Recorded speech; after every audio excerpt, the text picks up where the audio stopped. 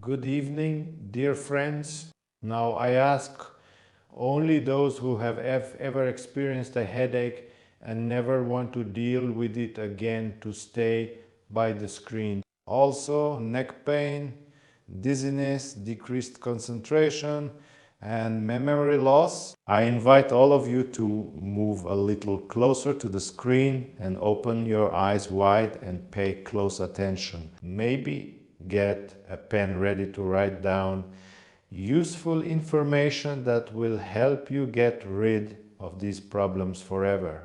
The thing is, everything in our body is arranged harmoniously. But we don't appreciate this harmony and we destroy it. All our muscles should be used evenly and should develop in accordance with the intended design. But unfortunately, our modern life is such that we can't use all our muscles evenly. And some of them start to develop better, some worse, and some get overloaded and are constantly injured. For example, one of these muscles was recently discovered by local scientists at the Kanash State University of Muscles and Fascia. This muscle, as you may have guessed, it's the levator scapulae muscle. Unfortunately, it still doesn't have a proper name. Take, for example, the gluteal muscles. Where does that word come from, I wonder? Probably from gluten. The quadratus lumborum muscle is shaped like a square, the rhomboid muscle like a trapezoid. These are anatomical, almost like geometric shapes. The deltoid muscle is shaped like a delta, right? But what is a delta? Is it a letter or a river? A river delta. In short, all muscles have poetic names. Triceps, biceps, masseter. And this one is named simply after its function, the levator scapulae muscle. What do you think it does? Maybe it lowers the scapula. Some of you might have thought that. Maybe it helps open the eyelid or lift it. Or maybe it lowers the corner of the mouth. Or maybe it extends the big toe. No, you didn't guess it. In the comments, whoever answered correctly, well done. It lifts the scapula. The levator scapulae muscle. Its unexpected function is to lift the scapula. Where does it lift it? To the side, to the right, to the left. That's incorrect, upwards. Why do you need this movement in your life? So, do you think it's for shrugging your shoulders like this, lifting them? Or maybe doing this during a dance, lifting one shoulder, then the other? Not just that. It also takes part in almost any movement of the arm. When you raise your arm, it helps stabilize the shoulder blade. If you tilt your head, it takes part. If you tilt your head forward, it also takes part. And the thing is, Mishtets, the peculiarity of this muscle is that here, on the opposite side, by the way, it just came off. This was the sternocleidomastoid muscle. It also plays a significant role. So if you have a thin neck like a goose, all stretched out like this, it's usually because of the absence of this muscle. And if your arms go numb, it means your scalene muscles are shortened. That's for the future. If I feel like it, I'll tell you about it. If you also want to hear about it, maybe we'll talk about it too.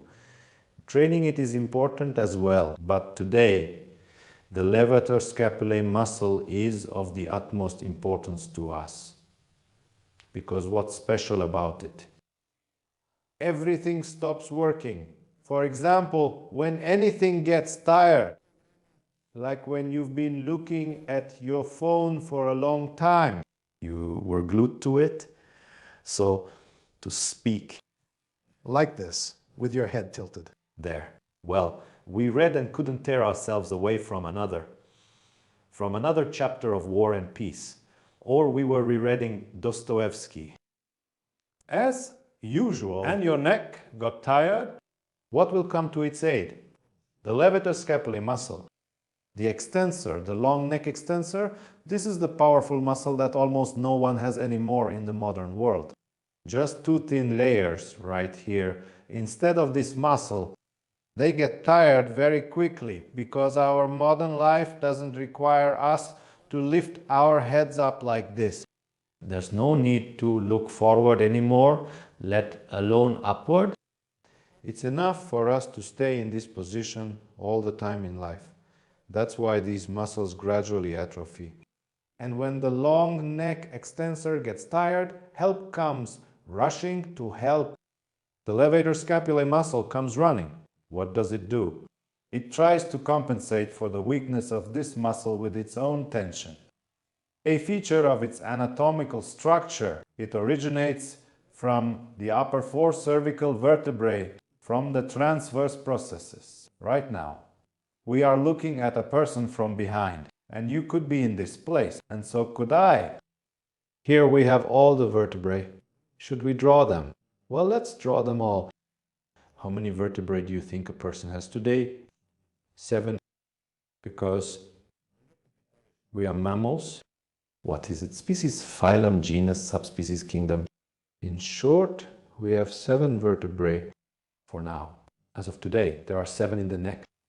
The features of this muscle here is the occipital bone and the scapula. The feature of this muscle is that it originates from the transverse processes of the four. Let's even draw the transverse processes. Of the 4 upper cervical vertebra. Transverse processes. Here as well, you see they are located on the sides. And it ends at the angle of the scapula. The angle of the scapula, the upper angle of the scapula. The origin, you see, is from 4 places. And it ends, they all end up in one place, coming from 4 different places. Here, these 3 sections, 4, here they come together, you see, into one muscle. And they end at a single attachment point, right here at the angle of the scapula. What's special about it? Why does a headache appear? Even dizziness can occur due to a spasm in this muscle. Everything can be explained logically. Here, between the first vertebra and the occipital bone, we have a group of suboccipital muscles. They are also known as the short extensors. There are several of them here, like this, right here. There is a straight one and oblique ones. There are even some that are located right between the first and second vertebrae. Here, this group of muscles. And what passes between them? The occipital nerve. It goes right here. The vertebral artery is between them, right here. And the vein is right next to it. When there's a spasm, this whole complex starts to get compressed. There will be a strong spasm. The artery gets irritated, reflex spasm. You feel dizzy, you lose consciousness. If you make a sudden movement, for example, the same thing happens. If the spasm isn't very strong, the vein gets compressed, venous outflow is disrupted, and you get a headache. Nothing helps. The occipital nerve gets pinched. You get a headache. How? What's the difference between impaired venous outflow and just nerve compression? So often, with impaired venous outflow, it hurts more in the morning and starts to hurt when lying down. Aging doesn't just appear in your joints or back. It also shows on your skin as loss of firmness, fine lines, and wrinkles. This is what happens to your skin as you get older. But all those issues are exactly what Okowa is clinically designed to address. And with my exclusive coupon code, you can get a 15% discount. As a doctor, when it comes to visible skin firming and facial rejuvenation, I often recommend Okowa. Proper skin preparation is essential. First, cleanse and dry your skin, then rub it between your fingers. The texture is lightweight. Apply it especially near the eyes and on the cheeks.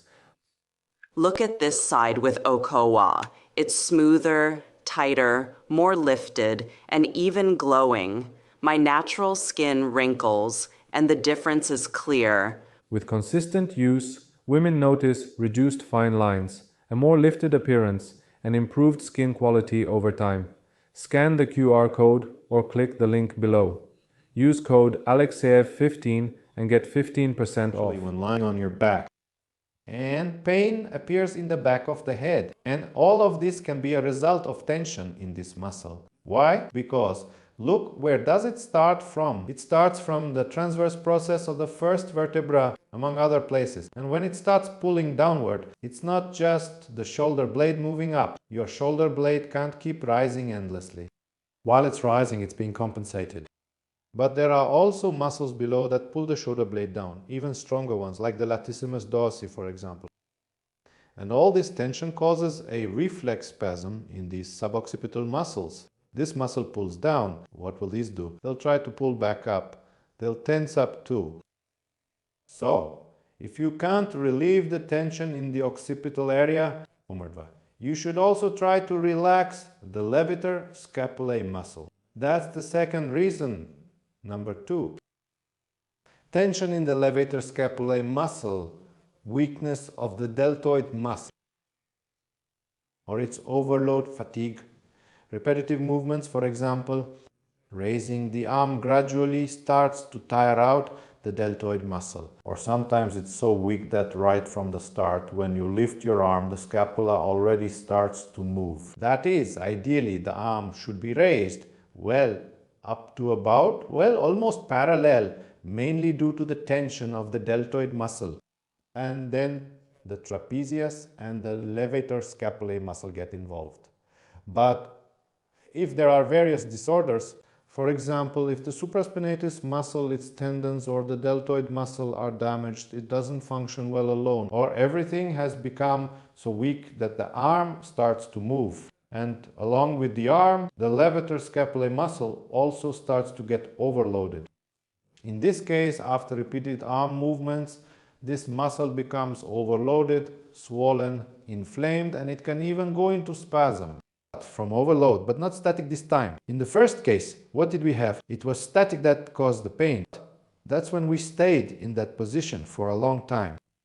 One muscle got tired from holding still, another one tensed up. But here, what is it? It's a dynamic effect, you see. And here it won't just be a spasm, there will also be a bit of inflammation.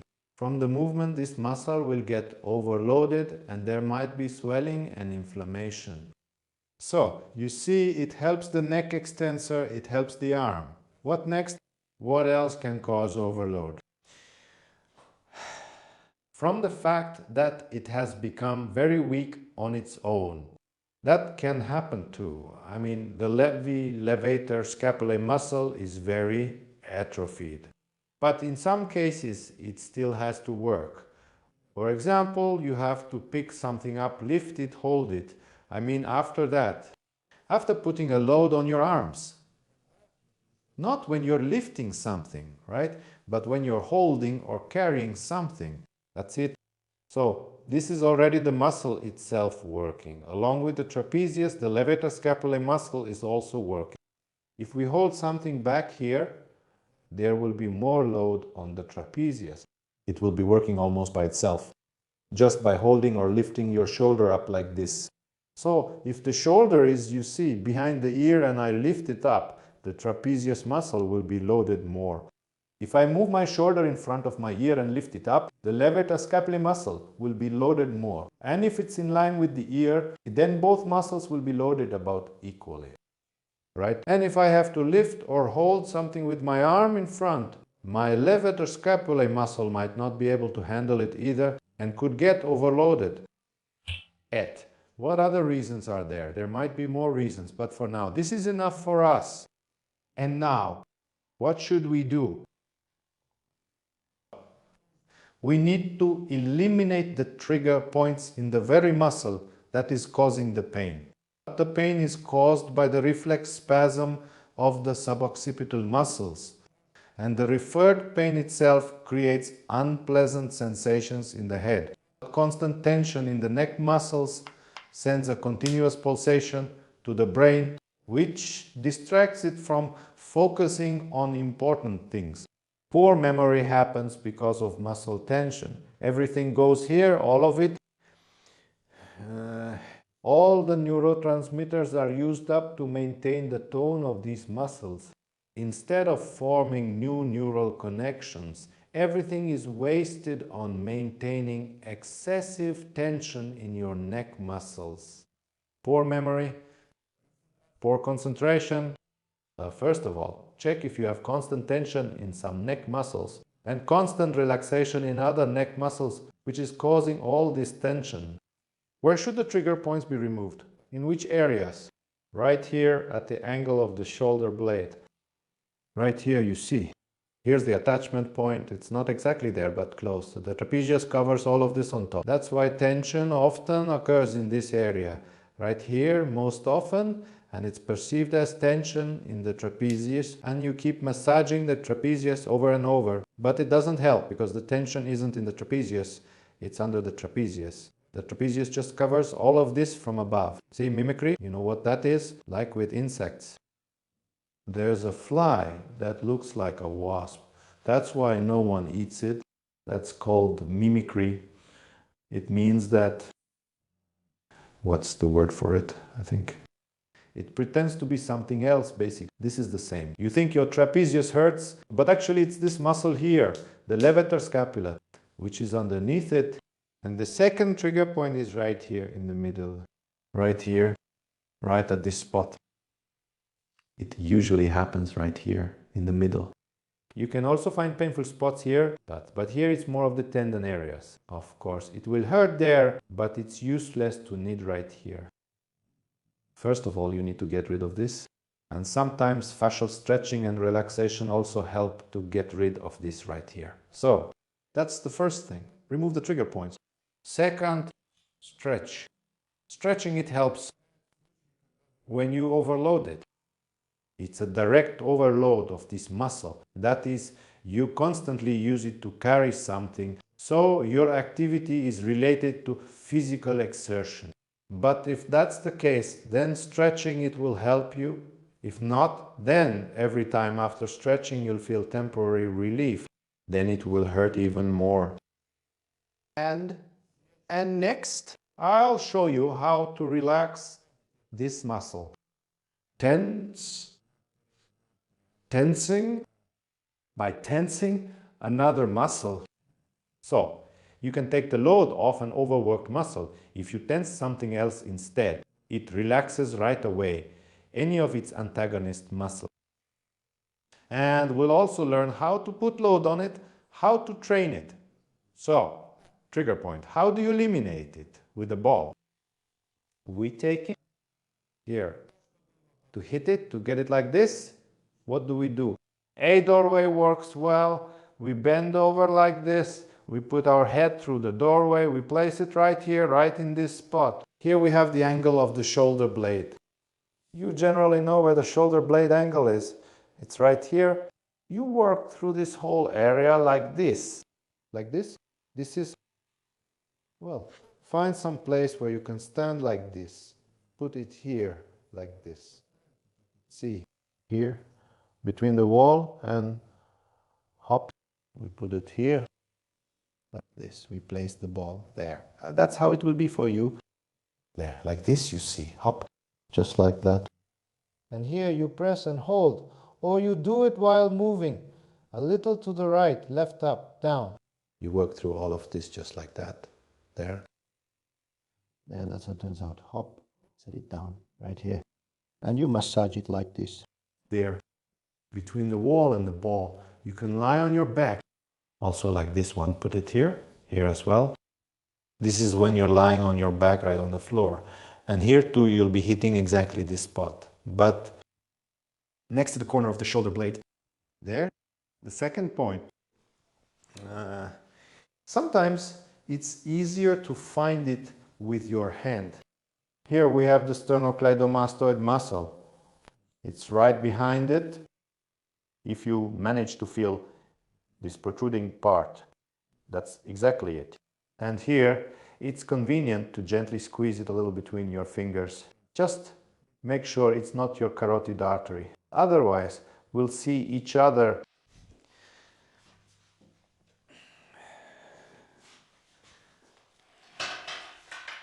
See you in the next episode, or not at all. You'll fall asleep. Suddenly, it's good if you wake up. So be careful, that's it. That's it. Just don't press too hard. Massage it like this, holding it between your fingers. Here it sticks out. You don't need to use full force. It shouldn't be too painful. Here it is, the levator scapulae muscle. Gently, just like this, between your fingers. No need to squeeze hard. Just press lightly and move it up and down. That is usually enough. So you don't need to massage all of this too hard. Sometimes it relaxes better from gentle touches than from stronger ones. And next, just stroke from top to bottom along the side of the neck. Remember, we worked on the scalene muscle right here in the front, and this is a little bit the opposite in the back. So you turn your head, move your arm back so the shoulder blade moves a bit, and then go from top to bottom. But of course, this effect will also be on the trapezius muscle, but it will also affect the levator scapulae. So you see, you tilted your head a little to the side, turned it toward the elbow. And here in the back, from top to bottom, massage like this. Basically, if you're unsure, you can work through this whole side area like this. There you go. This is a technique for muscle relaxation. To stretch the muscle, various methods are used. For example, you move your arm back like this, sitting with your arm. So you're sitting and you anchor your arm to something. For example, on a chair, you sit down like this. With your hand, you hold on like this. Turn your head in the opposite direction and tilt it slightly. And with your hand, you can pull your head down this way. You can move your arm back a little, turn your palm forward so that your shoulder blade moves back like this. It all depends on how tight this muscle is for you. And pull down this way. So it's specifically the stretch for the levator scapulae muscle. It's different because you don't just pull to the side like this, but you get a bit of an angle like this. So we don't grab here with our hand, not like this, but a little bit back here. And we make the movement here. We somehow anchor this arm so that our shoulder blade doesn't lift up too much, or we put it back here behind the back, just like that. Here, carefully, we hold it slowly. We change the angle a bit. We adjust it back and forth to make sure the tension is right, like this. We find the angle at which it will stretch. There. And now, look, I'll show you a way to relieve tension from this muscle. And no matter what happened there, a trigger point, the muscle itself is shortened. Because very often after such manipulations, it happens that if there was slight swelling or inflammation in the muscle, it can actually provoke increased pain. But the method I'm about to show, it doesn't provoke it, but rather the opposite. It relaxes instantly. In addition to the feeling of relaxation in the muscle itself, very often in the area of the muscle, this constant spasm, it kind of overloads both the nervous system and there's a constant heaviness in your head. It doesn't let you focus on more important things, for example, right? And after what we're doing right now, you'll feel that your head feels light, your mood has improved. With every breath, it becomes everything. The surrounding world's colors become bright. So we won't talk much, right? Let's get straight to the point. Take a look. Many people will find this exercise helpful and enjoyable. First, I'll demonstrate the movement without the resistance band, then show you how to do it with the band. The movement isn't complicated. So, you put your arm forward like this, make sure your elbow is in front. You can put your hand here on your shoulder or just keep it forward. Put the other one under your elbow. And now, with this hand, press down on the lower arm. And the lower arm gives some resistance, but just enough so that the upper one can still push through, and you'll feel the most tension in your chest muscle, right here, in this area. That's it. And at the moment when you move downward, the levator scapulae muscle automatically relaxes. So it's resting. Imagine if it always had to work and stay tense. This is a way to relieve the tension from that muscle. So if you've had a problem with constant tension in this muscle, try this. You'll like it. So in this position, when you press your arm down like this, the pectoral muscle tenses up and the levator scapulae muscle, finally it gets to rest. Here, one of the variations of this exercise. This is using a resistance band. Here you do make some kind of loop, put your hand through it and do the same movement, say like this. What you were resisting with your hand, you just do it with the band. The band pulls your hand upward. Choose an angle that makes it look the same, preferably just like this. From above, the movement should go from bottom to top like this. And like this, that's when you get this kind of movement. You can actually hold it a bit in a static position. That is, in a static position, it relaxes a bit more. There you go. Try it. It's a very good exercise in order to relieve the tension from this muscle. And it's good to combine it with training this muscle. For example, you put some load on it. How? As we've already mentioned, if the shoulder moves forward and you lift the shoulder up, that's exactly when it's working. And in order to train this muscle, so you stand up near the wall so that your palms are touching the wall. Now you've turned around. Stand up, place your toes right up against the wall. Move your shoulders forward and lift them up. Make an upward movement and lower them down. One more time. Lift them up and lower them down. Lift them up and lower them down. Palms slide along the wall. In some cases, when the muscle is very weak, well, sometimes you might not even be able to do this movement. They might not lift up. That's why you can place your hands a bit wider and try in this position. The most important thing is to make sure the levator scapulae muscle is working. That's the movement you do forward. With your shoulders, then it will put a load on it. If your shoulders are back, then your trapezius will be working. And in some cases specifically, the movement lifting your shoulders while they're back causes pain. Because this trigger point is activated, the one that's located below, right here. And because together with the trapezius, it starts working. And in this spot you have, this spasm is constantly being activated.